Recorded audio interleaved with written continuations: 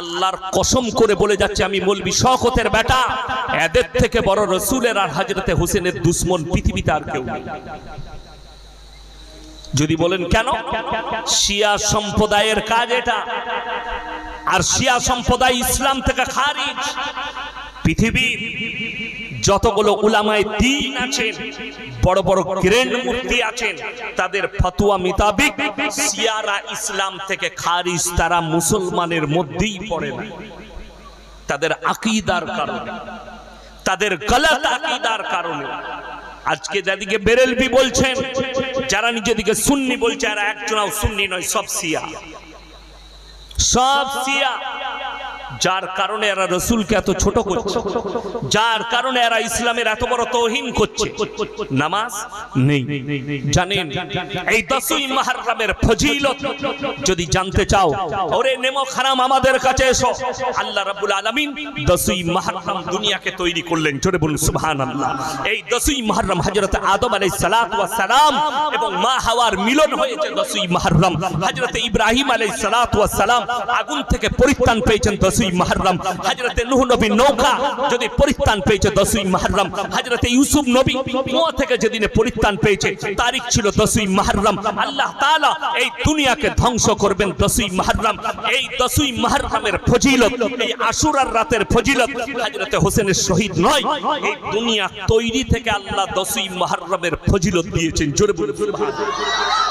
শুধু তাই নয়, এই 10ই মুহররমের রোজা, এই রোজাটাই ছিল অরিজিনাল ফরজ রোজা। যখন রোজা রমজানের 30টা ফরজ হয়নি, ওটা ফরজ হয়ে যাওয়ার পরে এটা নফলের দরজা পেল। এবং হাদিসে আছে রাসূল আকরাম সাল্লাল্লাহু আলাইহি সাল্লাম নিজের আখরি জিন্দেগিতে শেষ সালে তিনি যখন, সেটাই শেষ মুহররমের মাস, নবীজি বললেন, আমি যদি আগামী বছর বেঁচে থাকি আমি 2টো রোজা রাখবো। অর্থাৎ 9-10 না হলে 10-11 রোজা রাখুন। আপনি বলুন, রোজা পালন কখনো মদ খেয়ে করা যায় না। গোটা পৃথিবীর যতগুলো জাতি আছে তাদেরকে জিজ্ঞেস করুন, তোমাদের সমাজে কোনো লোক মরে গেলে তোমরা কি মদ খেয়ে ডান্স করে দুঃখ পালন করো? তোর বাপ মরে গেলে বাইরে বসে বসে কান্না করিস, ইমামের পায়ে ধরিস, আমার বাপের লেগে দোয়া করবেন। মেহমান এলে জানাজা পড়তে, আমার বাপ মারা গেছে দোয়া করবেন, তোর বাপের লেগে দোয়া হবে। আর হযরতে হোসেনের লেগে মদ খেয়ে ডান্স করবি? তোর বিবেককে জিজ্ঞেস কর। পৃথিবীর অন্যান্য জাতির মানুষরা এদিকে ঘৃণা করে, যারা বুক চিরে, যারা পিঠ চিরে, যারা মাতম করছে, যারা নিজেদের বুকে আঘাত করছে, যারা পিঠে আঘাত করছে, যারা নিজেদের গালে খঞ্জর ভরছে। আল্লাহর কসম করে বলছি, এরা জান্নাতের খুশবু পর্যন্ত পাবে। ইস্তেগফার না করা পর্যন্ত এরা জান্নাতের খুশবু পাবে না। যদি বলেন কেন, আপনাদের কাছে আমি প্রশ্ন দিয়ে উত্তর আমি কোরআন থেকে দিচ্ছি। আপনারা বলুন, আত্মহত্যা করা ইসলামী শরীয়তে জায়েজ আছে? হারাম। যদি আমি জানতে পারি এই যে গ্লাসটায় পানি দিয়েছে এটাই বিষ মিশানো আছে, আমাকে বলে দিলে এটা বিষ মিশিয়েছি, এটা আর আমার জন্য পান করা শোভা পাবে? যদি আমার মধ্যে ইসলাম থাকে, রাসূলের আদর্শ থাকে, এই পানিটা পান করা আমার জন্য হারাম হবে। হারাম, পান করা যাবে না। যেহেতু আমি মৃত্যুতে পতিত হতে পারি, আমার জীবনের খাতরা থাকতে পারে। চলুন, যারা নিজেদের জীবনে কষ্ট দিচ্ছে তাদেরকে বলে দিই, আল্লাহ তাআলা প্রত্যেকটা যুবকরা শুনে নাও, এখানে যারা বুকে আঘাত করছে, শরীরে আঘাত করছে, অনেক যুবক আছে, একটা পয়েন্ট দিই, দেখবেন আমাদের অনেক ছেলেরা প্রেম করে না? যদি কোনো মেয়ে একবার আই লাভ ইউ বলে, হারামখোর হাতেতে বেলেটে করে চিড়ে দীপালি লিখেছে, দীপালি। তুই ঝাঁটা খাবি বে কবরে। আবার অনেকজন বুকে নাম লিখেছে, বলে কেন? বলে ফিল্মে দেখলুম একটা হিরো এইখানে নায়িকার নাম লিখেছে। হারামখোর, ওটা স্টিকার। ওই স্টিকার চিটুইছে ফিল্ম করার জন্য, নাটক করার জন্য, আর এই সত্যিকারই বেলেটে করে চিড়েছে। আল্লাহর কসম, হারাম, লিখবে না।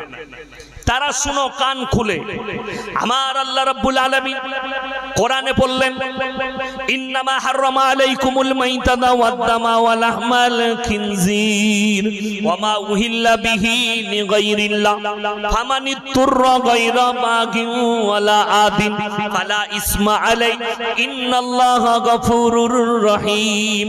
হে আমার বিশ্বনবী, পৃথিবীর মানুষকে বলো তোমাদের জন্য প্রবাহিত রক্ত, মরা জন্তুর মাংস, শুয়োরের মাংস এবং আল্লাহ ব্যতীত অপরের নামে উৎসর্গিত জিনিস তোমাদের জন্য হারাম করা হয়েছে। তোমাদের জন্য হারাম করা হয়েছে উৎসর্গ করা জিনিস আল্লাহ ব্যতীত। গেল এই চ্যাপ্টার শেষ, পরের চ্যাপ্টারে চলুন। ফামানিতুররা গায়রা বাগিন ওয়ালা আদিন ফালা ইসমা আলাই ইন্নাল্লাহা গফুরুর রহিম। হে আমার বিশ্বনবী, পৃথিবীর মানুষকে বলে দাও বাগিউ মানে হচ্ছে ক্ষতিগ্রস্ত, এমন জায়গায় পৌঁছে গেছে যেখানে কোনো খাবার নাই, আপনি না খেলে মারা যেতে পারেন। সেখানে আপনি দেখলেন প্লেটে শুয়োরের মাংস আছে, কিংবা আপনি দেখলেন হারাম প্রাণীর মাংস আছে, সেখানে শুয়োরের মাংস কিংবা কুকুরের মাংস, হারাম প্রাণীর মাংস আছে, আপনি অতটুকু খেতে পাবেন যতটুকু খেলে আপনার প্রাণ বেঁচে যাবে, ওটা খাওয়া জরুরি। জোরে বলুন সুবহানাল্লাহ।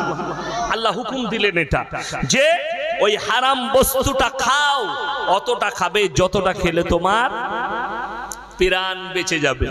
এরপর বলুন, একটা প্রাণের মূল্য যদি আল্লাহ এত দিয়ে রাখেন, একটা জীবনের মূল্য, আল্লাহর কসম খেয়ে বলছি, কে মুরগি খান, কে খাসি খান, কে ইলিশ মাছ দিয়ে ভাত খান জানি না, কে শাক দিয়ে ভাত খান জানি না, প্রত্যেকটা যুবক যুবতী, আমরা বড় থেকে বৃদ্ধ, পৃথিবীতে যতগুলো মানুষ এসছে, সকলের শরীরটা আল্লাহর দেওয়া একটা নিয়ামত। আল্লাহ দেওয়া কি নিয়ামত। এই আমাদের দেখবেন অনেক যারা স্বাস্থ্য নিয়ে চলে, তারা কি বলে, খেয়ে খেয়ে মোটা হয়ে গেছো, ব্যায়াম করতে হবে, জিমখানায় যেতে হবে। অনেক ছেলে জিমখানায় গিয়ে বডি করছে না, করেনি, বলে নায়কদের মতো বডি করতে হবে। আপনারা জানেন আর্টিস্টার নাম মনে পড়ছে না, জিম করতে প্রত্যেকদিন 8 ঘন্টা, মারাত্মক বডি, জিম করে বাড়িতে এসছে তো পানি খেতে গিয়ে স্টক করে হার্ট অ্যাটাক করে মারা গেছে। তাহলে জিমের কোনো মূল্য নাই। কেন নেই? আল্লাহর কসম, হায়াত আর মত সকলে বলুন কার হাতে? আল্লাহর হাতে। রুজির মালিক কে? আল্লাহ। আমি 3-4 বছর আগে হুগলি ডিস্ট্রিক্টের চাপাডাঙ্গায় জলসা করছিলাম, মসজিদে শুয়ে আছি, আমার টাইম হয়েছে, উজু করছি যাব, যেমন আমি উজু করে এলাম 10 মিনিট আগে, উজু করছি মসজিদে যাব, 24 পরগনার, আমার থেকে বয়স কম, বয়ান করছে, বয়ান শেষের দিকে মানুষকে বলছে, ভাইয়েরা মায়েরা বোনেরা, আজকে আমি আপনাদেরকে একটা আশ্চর্য ঘটনা শুনিয়ে যাব। কার ঘটনা? বলে বড় পীর আব্দুল কাদের জিলানী রাহমাতুল্লাহ আলাইহির। সবাই বলে সুবহানাল্লাহ। ঘটনা শোনাবে। কি ঘটনা? ভাইয়েরা মায়েরা বোনেরা, বিনা উজুতে নাপাক অবস্থায় কেউ যদি বড় পীরের নাম নেয়, তাদের গায়ের লোমগুলো উঠে যাবে। আমি স্টেজে গেলাম, আমাকে সম্মান করলো, আমরা তুমি চলে যাও না, বসো। বলে কেন হুজুর? আমার দরকার আছে। আমি খুতবা টুতবা কিচ্ছু পড়িনি, প্রথমে দেখলাম এর 20টা মেরে দিই, তারপরে শুরু করব। আমি তাকে বললাম, ভাই আপনারা বলুন, আপনাদের কাছে আছে আল্লাহর পাওয়ার বেশি না বড় পীরের পাওয়ার বেশি? আল্লাহর পাওয়ার বেশি। রাসূলের সম্মান বেশি না বড় পীরের সম্মান বেশি? আল্লাহর রাসূল সাল্লাল্লাহু আলাইহি সাল্লামের সম্মান বেশি। আচ্ছা বলুন তো, বিনা উজুতে আল্লাহর রাসূলের নাম নিলে চামড়া উঠে যাবে, এরকম হাদিস শুনেছেন? শুনেননি? আশ্চর্য বিষয় লাগে, আল্লাহ রাব্বুল আলামিন দুনিয়ার মধ্যে যিনাকে শ্রেষ্ঠ ব্যক্তি করলেন হযরতে মুহাম্মদ মুস্তাফা, সকলে একবার বলুন সাল্লাল্লাহু আলাইহি ওয়াসাল্লাম। এই মানুষটার নাম বিনা উজুতে যদি নেওয়া যায়, আল্লাহর নাম যদি বিনা উজুতে নেওয়া যায়, তাহলে বড় পীরের পাওয়ার কি করে বেশি হলো যে তার নাম নিলে গায়ের লোম উঠে যাবে? আর এটা যদি সত্য হয়, আল্লাহর নাম নিলে চামড়া উঠে যেতে হতো, তবে এই কথাটা সত্য মানা যায়। মিথ্যা বানানো কিসসা কাহানি, বড় পীরকে আপ করতে গিয়ে রাসূলকে ডাউন করা হচ্ছে, মূর্খর জানা না। তাকে বললাম পড়লে কোন কিতাবে? এমন একটা বইয়ের নাম করলো, কোন এক গুটকাখোর লিখেছে না জিলাপি হুজুর বই লিখেছে, সেই বই কোন কোরআন হাদিস, কোন পুক্তা দলিল নয়। বড় পীর আব্দুল কাদের জিলানী রাহমাতুল্লাহ আলাইহি কিয়ামতের দিনে এই সমস্ত ভণ্ড হুজুরদের দিকে আঙ্গুল বাড়াবে, আল্লাহ এদিকে ধরুন আর জাহান্নামে নিক্ষেপ করুন, আমার নামে মিথ্যাচার করেছে সমাজের দিকে। কালকেই বয়ান শুনছিলাম, উত্তরপ্রদেশের পাগড়ি পরে বেরেলভি বক্তা কি বলছে জানেন? এক ऐसा दौर था, एक ऐसा जमाना था, उस दौर में अगर बगैर वजू का कोई बड़ा पीर का नाम ले लेते तो वो मर जाता। শুনে আপনারা মোবাইলে দেখতে পাবেন এক ভণ্ডকে, তার বাড়ি বাংলাদেশে, মুফতি শামীম রেজা, বাউল বুষ্টমের মতো চুল, মাথায় পাগড়ি বেঁধে বয়ান করে। কি বয়ান করছে জানেন?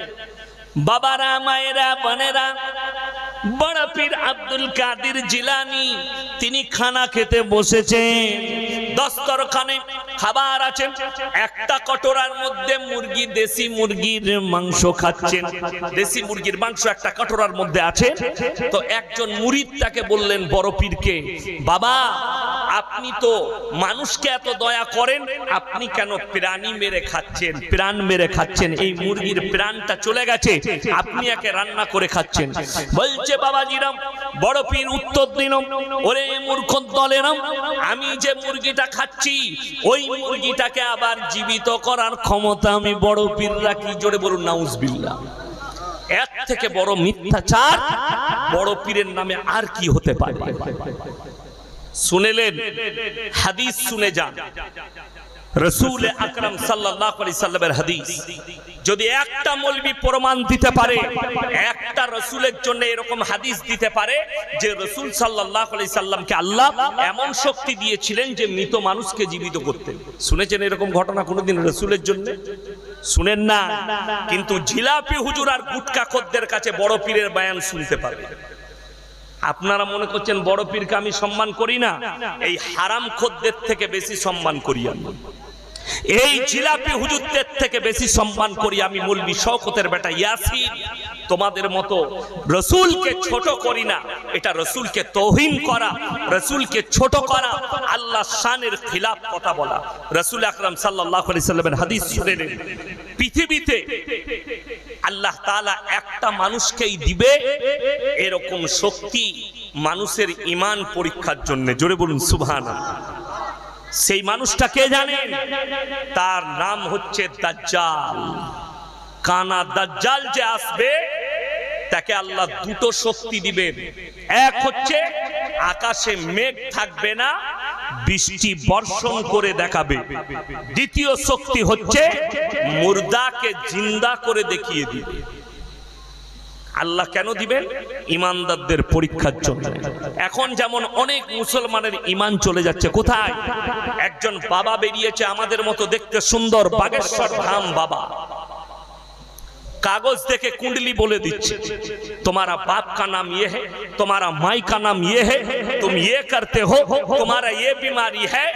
और सारे के सारे बहुत सारे लोग ऐसे मुसलमान हैं जिसके ईमान कमजोर है, वो अपना ईमान को खत्म कर रहा है बाबा के पास जाकर।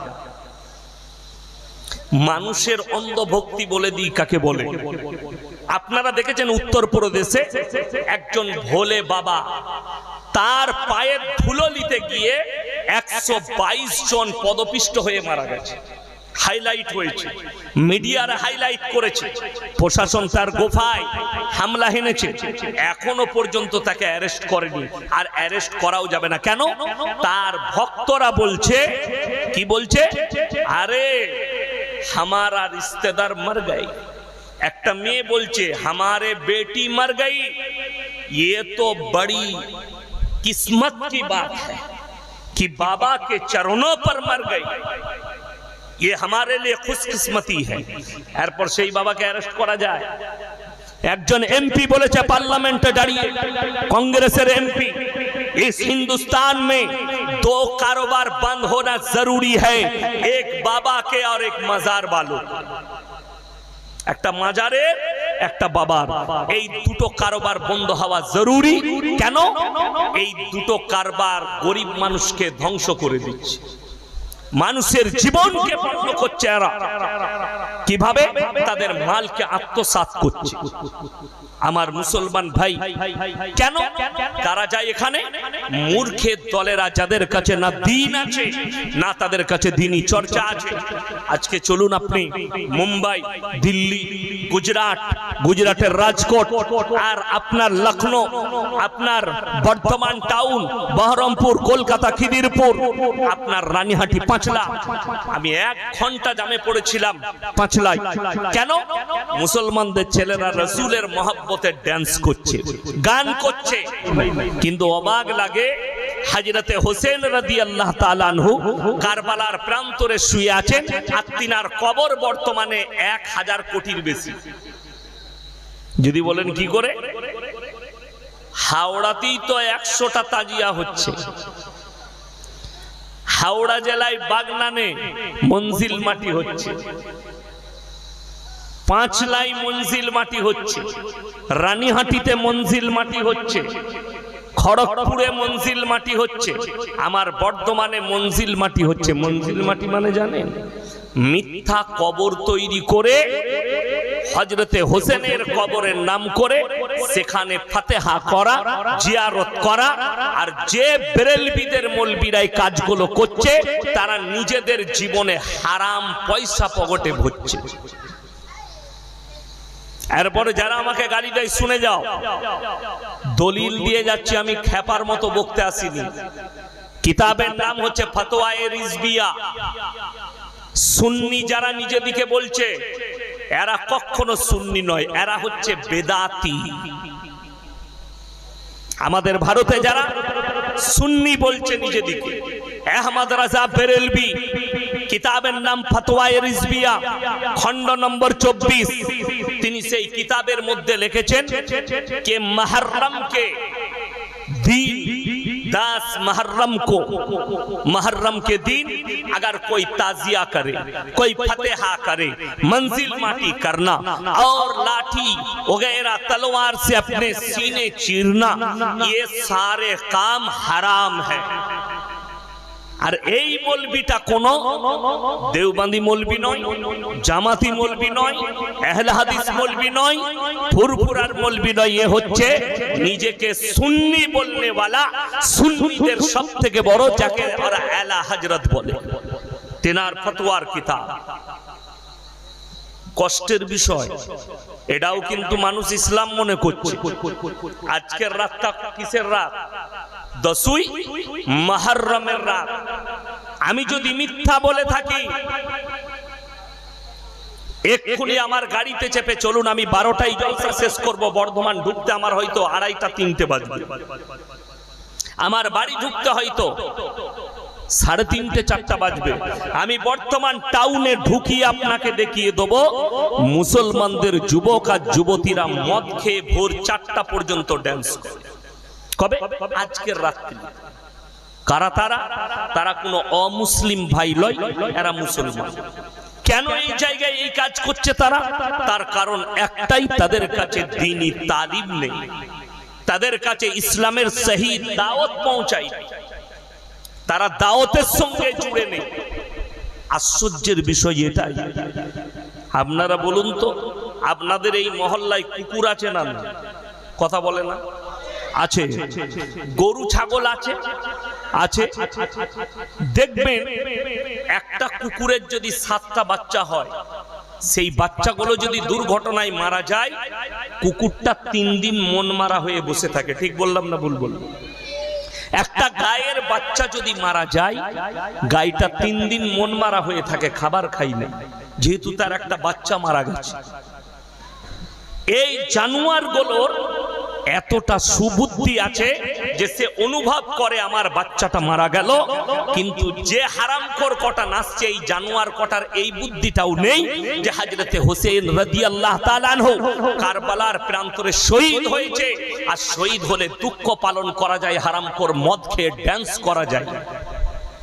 অথচ আপনাকে দেখিয়ে দেবো যে ছেলেরা নাচছে, যারা নাচছে, যারা মাতম করছে, লাঠি খেলছে, গান বাজনা করছে, ডিজে বাজিয়ে ড্যান্স করছে, তাদেরকে জিজ্ঞেস করুন তোমার বাপ মরে গেলে কি করবে?